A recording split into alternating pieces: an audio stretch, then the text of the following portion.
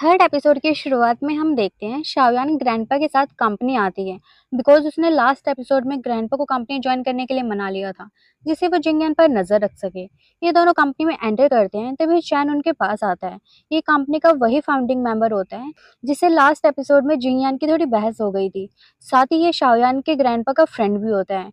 चैन chairman से कहता है तुम काफी टाइम बाद यहाँ आए हो, जिस पर चेयरमैन कहता है मैं अपनी ग्रैंड डॉटर को यहाँ लेकर आया हूँ ताकि वो कंपनी को अच्छे से देख सके और सब कुछ सीख सके। साथ ही शाओयान को चैन से ये कहकर इंट्रोड्यूस करवाता है कि चैन कंपनी का फाउंडिंग मेंबर है जो मेरे साथ पिछले 30 साल से काम कर रहा है। अब मैं तो काफी ओल्ड हो गया हूँ लेकिन चैन काफी एनर्जेटिक है। चैन कहता है तुम तो कुछ ज्यादा ही तारीफ कर रहे हो, जिसके बाद वो शाओयान को अपने साथ ले जाता है कि मैं तुम्हें कंपनी दिखा देता हूँ। यान कहती है ठीक है। ये दोनों बैठे होते हैं। चैन कहता है मैं जानता हूँ चेयरमैन तुम्हें कंपनी हैंडओवर करना चाहते हैं, बट क्या तुम ये सब फेस करने के लिए रेडी हो? यान कहती है आप ये इसलिए कह रहे हैं बिकॉज मुझे इन सब का कोई एक्सपीरियंस नहीं है, लेकिन आप चिंता मत करो मैं जल्दी ही सब कुछ सीख लूंगी। चैन कहता है मैं ऐसा नहीं कह रहा था, मेरा मतलब तुम्हारे अडॉप्टेड अंकल से था। यान कहती है अंकल से, उनके बारे में क्या? चैन कहता है तुम जानती हो बिजनेस एक बैटल ग्राउंड की तरह होता है, मुझे फिक्र है कहीं वो फ्यूचर में तुम्हें कंपनी हैंडओवर करने से मना ना कर दे। जिसकी रिप्लाई में शाओयान कहती है मैं मानती हूँ अंकल जिंगयान ने गो ग्रुप के लिए बहुत कुछ किया है, बट गो ग्रुप तो अभी भी मेरे ग्रैंडपा का ही है। जब तक वो यहाँ है तो मुझे किसी बात की फिक्र नहीं है। चैन कहता है तुम सही कह रही हो, मैं भी तुम्हारा पूरा साथ दूंगा। सीन जिंगयान पर शिफ्ट होता है। इनकी एक मीटिंग चल रही होती है। इसी बीच चैन शाओयान को सबसे इंट्रोड्यूस करवाने के लिए यहाँ लेकर आता है। जिंगयान काफी हैरान रह जाता है। चैन सबको बताता है कि ये चेयरमैन की ग्रैंड डॉटर और उनकी फ्यूचर वारिस है। जिसके बाद शाओयान सबको अपना इंट्रोडक्शन देती है। जिंगयान पूछता है तुम यहाँ क्या कर रही हो? यान कहते हैं मैं आज यहाँ तुम्हारे लिए नहीं आई हूँ। तभी चैन सबको बोलता है शाओयान यहाँ पर काम करने के लिए आई है और मुझे लगता है उसे कंपनी की ऑपरेशन टीम को लीड करना चाहिए। जिसकी रिप्लाई में वानशिंग कहती है शाओयान अभी अब्रॉड से स्टडी करके आई है इसलिए उसे ज्यादा नॉलेज नहीं है, तो उसे सेल्स टीम से काम स्टार्ट करना चाहिए। चैन कहता है ये तो सही नहीं है, शाओयान को कम से कम एग्जीक्यूटिव प्रेसिडेंट तो बनना ही चाहिए, वो चेयरमैन की ग्रैंड डॉटर है। वानशिंग कहती है इसमें बुराई क्या है, जिंगयान ने भी तो सबसे बॉटम वाले डिपार्टमेंट से काम करना स्टार्ट किया था, जिसके बाद उसने अपनी मेहनत से ये पोजीशन हासिल की है। अब अगर हम शाओयान को स्पेशल फेवर देते हैं तो शेयर होल्डर और पार्टनर्स को ग्रुप के बारे में क्या सोचेंगे? यान कहते हैं तुम सही कह रही हो, और वैसे भी मैं यहाँ किसी के लिए ट्रबल क्रिएट करने नहीं बल्कि काम करने आई हूँ। साथ ही जिंगयान की तरफ देखकर कहती है अब जब मैं वारिस बनने ही वाली हूँ तो उसके लिए क्वालिफाई भी जरूर होना चाहूंगी। जिंगयान कुछ भी नहीं कहता है। तभी चेयरमैन भी यहाँ आ जाते हैं। ये सबको कहते हैं क्यों ना हम वोट करें कौन कौन शाओयान को एग्जीक्यूटिव प्रेसिडेंट की पोजीशन पर देखना चाहता है। तो जिंगयान और वानशिंग को छोड़कर सभी वोट करते हैं, इंक्लूडिंग चेयरमैन यानी शाओयान के ग्रैंडपा, जिससे शाओयान को एग्जीक्यूटिव प्रेसिडेंट की पोजीशन मिल जाती है। जिंगयान कोई रिएक्शन नहीं देता, बट देन वो सबके सामने उसको कॉन्ग्रेचुलेट भी करता है। यान थैंक यू कह देती है और सीन कट हो जाता है। नेक्स्ट सीन में शाओयान काफी सारी फाइल्स के साथ बैठी होती है, मीन्स काम कर रही होती है। तभी डायरेक्टर वैंग ही और ज्यादा फाइल्स लेकर आ जाते हैं जो कि पिछले 3 साल की फाइनेंशियल रिपोर्ट्स होती है। यान इतनी सारी फाइल्स देखकर परेशान हो जाती है। वैंग कहता है तुम्हें कुछ भी हेल्प चाहिए हो तो मुझे बता देना। यान परेशान सा फेस बनाकर हाँ और थैंक यू बोलती है। यहीं पर ऑफिस के बाहर जिंगयान यान का वेट कर रहा होता है, तो शाओयान उसे देखकर उसके मुंह पर ही डोर बंद कर देती है। तानिया घर आती है तो देखते हैं जिंगयान स्टेयर्स पर बैठकर उसका वेट कर रहा होता है। शाओयान उसे देखकर डरते हुए कहती है तुम यहाँ क्या कर रहे हो? जिंगयान कहता है तुमने तो मेरे मुंह पर डोर बंद किया था ना, तो अब डर क्यों रही हो? यान कहती है हाँ मैं डर रही हूँ, मुझे लोगों के घिनौने चेहरे से डर लगता है जो वो हाइड करके रखते हैं। जिंगयान उसकी बात पर थोड़ी स्माइल करते हुए कहता है शाओयान जितना तुम सोचती हो गो ग्रुप उससे भी ज्यादा कॉम्प्लिकेटेड है, इसलिए अभी भी देर नहीं हुई है, तुम चाहो तो पीछे हट सकती हो। लेकिन शाओयान उसकी कोई भी बात नहीं सुनती और यहाँ से चली जाती है। नेक्स्ट शाओयान जिंगयान के अकाउंट्स इन्फॉर्मेशन देख रही होती है जो कि वैंग ने उसको दिए होते हैं। वैंग बताता है जिंगयान अब्रॉड में किसी को पैसे ट्रांसफर कर रहा है। देखने से लगता है ये कंपनी के एसेट्स ट्रांसफर करता है, हालांकि ये अमाउंट काफी छोटी होती है। यानी इस अमाउंट को देखने के बाद कहती है कहीं तुम मुझे ये सब कुछ इसलिए तो नहीं दिखा रहे ताकि जिंगयान के अगेंस्ट मेरी हेल्प मिल सके, या ये सब तुमसे कोई करवा रहा है? वैंग कहता है इस टाइम पर ये इम्पोर्टेंट नहीं है, इम्पोर्टेंट ये है कि हमारे निशाने पर एक ही इंसान है। क्या आपको कभी नहीं लगा आपके पेरेंट्स की डेथ जिंगयान से कनेक्टेड हो सकती है? इसलिए आप ही सोचिए, अगर हमें उसके अगेंस्ट एसेट ट्रांसफर करने को लेकर एविडेंस मिल जाता है तो हम उसको एक्सपोज कर सकते हैं, जिससे गो ग्रुप को भी कोई नुकसान नहीं होगा। जिंगयान के ऑफिस में एक लॉकर है, शायद हमें उस लॉकर में एविडेंस मिल सकता है। यान कहते हैं ठीक है, मैं ट्राई करूंगी। साथ ही वैंग बताता है नेक्स्ट वीक शेयर होल्डर्स की मीटिंग होने वाली है, जिसमें न्यू प्रेसिडेंट चूज किया जाएगा। सीन यहीं से शिफ्ट हो जाता है शेयर होल्डर्स की मीटिंग पर। यान के अलावा सब यहाँ पर होते हैं। जिंगयान उसके बारे में पूछता है। चेयरमैन बताते हैं उसने बोला था उसे कुछ जरूरी काम है। ये कहता है ठीक है। जिसके बाद ये लोग न्यू प्रेसिडेंट चूज करने के लिए वोट करने के लिए कहते हैं। इधर दूसरी तरफ शाओयान झूठ बोलकर जिंगयान के ऑफिस में घुस जाती है और यहाँ रखा लॉकर ओपन करने की कोशिश करने लगती है। सीन इन लोगों पर शिफ्ट होता है। चैन और जिंगयान के फेवर में प्रेसिडेंट बनने के लिए इक्वल वोट्स आते हैं। चैन काफी खुश होता है, उसे लग रहा होता है वही प्रेसिडेंट बनने वाला है। बट तभी जिंगयान किसी मिस्टर डे के बारे में बात करता है, जो कि फाउंडिंग मेंबर है और अब्रोड में रहता है, जिसने अपनी वोट अथॉरिटी जिंगयान को दी होती है। एंड जिंगयान उसकी वोट अपने फेवर में डाल लेता है, जिससे वो प्रेसिडेंट बन जाता है। इस बात से चैन काफी ज्यादा चिढ़ जाता है एंड चेयरमैन को जिंगयान के अगेंस्ट भड़काने लगता है कि जिंगयान सीक्रेटली कंपनी के एसेट्स अब्रॉड में ट्रांसफर कर रहा है। चेयरमैन जिंगयान से पूछते हैं जो ये बोल रहा है क्या वो सब कुछ सच है। जिंगयान कहता है मैंने कंपनी के शेयर्स बाय किए थे बिकॉज चैन ने अपने फायदे के लिए कंपनी शेयर्स को लो प्राइस पर सेल किया था, जिससे हमारी स्टॉक मार्केट गिर गई थी। उसको बैलेंस करने के लिए और चैन की वजह से हुए कंपनी को नुकसान से बचाने के लिए मैंने वो शेयर्स बाय किए थे। अगर मैं वो शेयर्स बाय नहीं करता तो कंपनी को बहुत भारी कीमत चुकानी पड़ती। इसमें सिर्फ चैन ही नहीं बल्कि बाकी सारे शेयर होल्डर्स भी शामिल थे। इसी बीच हम वो मोमेंट देखते हैं जब जिंगयान ने वानशिंग को शेयर होल्डर्स की लिस्ट दी थी। उस टाइम पर उसने शाओयान का लगाया हुआ कैमरा नोटिस कर लिया होता है और स्माइल करने लगता है। देन ये जानबूझकर रूम से बाहर आकर वानशिंग को उन शेयर होल्डर्स की लिस्ट देता है जो अपने शेयर सेल करना चाह रहे होते हैं। जिंगयान इनके शेयर्स बाय कर लेता है जिससे कंपनी को कोई लॉस ना हो। ये सभी शेयर होल्डर्स यहाँ मीटिंग में बैठे होते हैं और डर के मारे सारे इल्जाम चैन पर लगा देते हैं कि उन्होंने ये सब कुछ चैन के कहने पर किया। ये सुनते ही चेयरमैन गुस्सा करने लगते हैं। इधर शाओयान लॉकर ओपन करने के बाद उसमें से कुछ पेपर्स निकालती है, जिन्हें देखकर ये काफी ज्यादा शॉक्ड रह जाती है और उन्हें लेकर बाहर निकलती है। तभी बाहर उसको वानशिंग मिलती है, जो पूछती है तुम जिंगयान के ऑफिस में क्या कर रही हो। ये झूठ कहती है कि मुझे अंकल ने कुछ डॉक्यूमेंट लेने के लिए भेजा था। वानशिंग कहती है मुझे दिखाओ क्या डॉक्यूमेंट है। तो शाओयान उसे चकमा देकर यहाँ से मीटिंग के लिए भाग जाती है। यहाँ पर चेयरमैन चैन और बाकी शेयर होल्डर्स को यहाँ से निकलने के लिए कहते हैं, तो चैन उनकी बात नहीं सुनता और लगातार जिंगयान को ब्लेम करने लगता है कि कंपनी के लिए जिंगयान सबसे बड़ा ट्रबल है।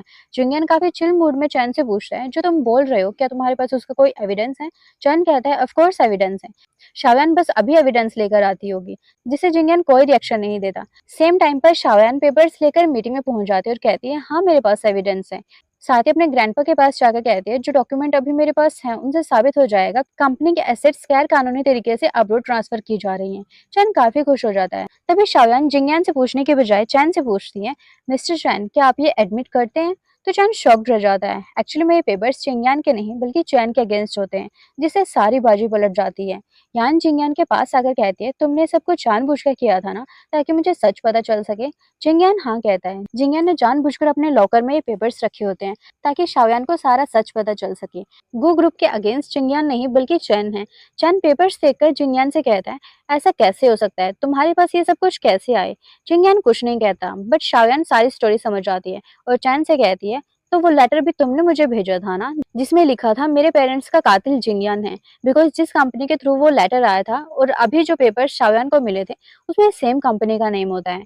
यान कहती है तुमने सब कुछ इसलिए किया था ताकि मैं जिंगयान के अगेंस्ट तुम्हारी हेल्प कर सकूं। इसी बीच जिंगयान भी चैन से कहता है मेरे भाई के साथ जो भी हुआ उसके लिए तुम मुझे ब्लेम कर रहे थे, क्या तुम्हारे पास उसका कोई एविडेंस है।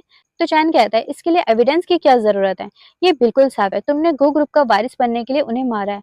तुम बस गो ग्रुप के पाले हुए एक कुत्ते हो और कुछ भी नहीं। ये लगातार ऐसे ही बकवास करता रहता है तो चेयरमैन पुलिस को बुलाने के लिए बोल देते हैं, जिसकी वजह से चैन डर के मारे सारा ब्लेम वैंगी पर डाल देता है। ये सुनते ही वैंगी आउट ऑफ कंट्रोल हो जाता है एंड खुद बचने के लिए शाओयान को पकड़कर उसके गले पर चाकू रख देता है।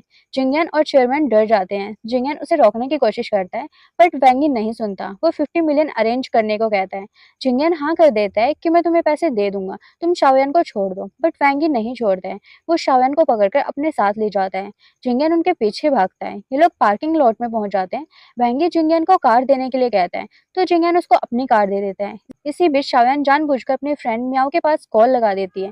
वैंगी यान को लेकर कार में चला जाता है तो शाओयान अपना फोन कार के बाहर फेंक देती है ताकि जिंगयान मियाओ से बात कर सके। उनके जाने के बाद जिंगयान मियाओ से बात करता है तो मियाओ से बताती है शाओयान ने तुम्हारी गाड़ी में ट्रैकर लगाया था, उससे तुम्हें उसकी लोकेशन पता चल जाएगी। ये सुनते ही जिंगयान दूसरी कार लेकर उसे ढूंढने के लिए निकलता है।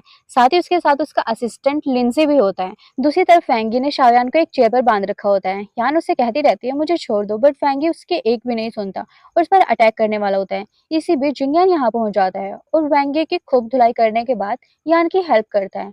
ये काफी डरी होती है। जिंगयान शाओयान से पूछता है तुम ठीक हो ना? तभी पीछे से फैंगी दोबारा अटैक करता है तो जिंगयान की आर्म पर चाकू लग जाता है। जिंगयान एक बॉटल उठाकर उसके सर पर मार देता है जिससे बेहोश हो जाता है। तो जिंगयान यान को लेकर यहाँ से चला जाता है। यान हॉस्पिटल में होती है और एक बुरा सपना देखते हुए नींद में कह रही होती है प्लीज मेरे मॉम डैड को बचा लो। तभी जिंगयान यहाँ आ जाता है तो शाओयान उसको हक करके रोने लगती है। जिंगयान उसे पैम्पर करता है तो ये चुप हो जाती है। इसके बाद शाओयान पूछती है तुमने मुझे क्यों बचाया? अगर तुम मुझे नहीं बचाते तो कोई तुम्हारी इस तरह इन्वेस्टिगेशन नहीं करता जिससे गो ग्रुप तुम्हारा हो जाता, तुम अकेले उसके वारिस होते। और अब फाइनली वो टाइम आता है जब जिंगयान उसकी सारी मिसअंडरस्टैंडिंग्स क्लियर करता है। ये कहता है मैंने तुम्हारे पेरेंट्स को कभी हर्ट नहीं किया था। एक्चुअली में जब चेयरमैन ने उन्हें ढूंढ लिया था उसे 6 मंथ पहले तुम्हारे डैड ने मुझसे कांटेक्ट किया था बिकॉज तुम्हारी मॉम की तबीयत खराब थी और उन्हें पैसों की जरूरत थी। ये पैसे वही एसेट थी जो चैन ने तुम्हें मेरे अगेंस्ट दिखाई थी। मैंने वो तुम्हारे डैड को ट्रांसफर किए थे ताकि तुम्हारी मॉम का इलाज हो सके। जब उनका एक्सीडेंट हुआ मैं जर्मनी में ही था और ये सब होने से पहले तुम्हारे डैड से मिला था। फ्लैशबैक का सीन देखते हैं। जिंगयान गुहाई यानी शाओयान के डैड से बात कर रहा होता है। ये उसे वापस गो ग्रुप आने के लिए कहता है बट गुहाई मना कर देता है कि मैंने अपनी अलग दुनिया बसा लिया, मैं अपनी फैमिली के साथ वापस उस कैद में नहीं जाना चाहता। वो सब अब तुम्हारा है, तुम डैड का ख्याल रखना। जिंगयान कहता है ठीक है और यहाँ से निकल जाता है।